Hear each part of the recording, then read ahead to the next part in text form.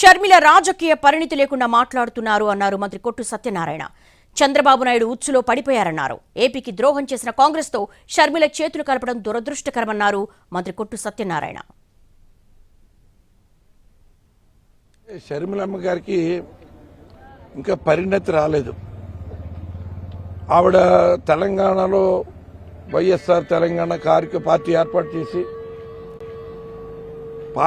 పార్టీని ఎన్నికల వరకు తీసుకెళ్లకుండానే ఆ కార్యకర్తలందరినీ కూడా నమ్మిన నాయకులందరినీ నట్టేట ముంచేసి చంద్రబాబు నాయుడు ఉచ్చులో పడిపోయింది. ఆవిడ చంద్రబాబు నాయుడు ఉచ్చులో పడిపోయి కుటుంబ నేపథ్యాన్ని, తండ్రి గారి ఆశయాల్ని కూడా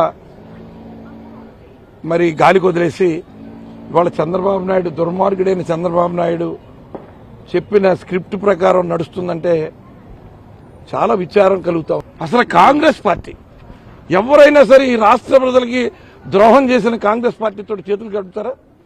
రాష్ట్రానికి అన్ని రకాలుగా కూడా ద్రోహం చేసింది కాంగ్రెస్ పార్టీ. షర్మిలమ్మ గారికి ఇంకా పరిణతి రాలేదు.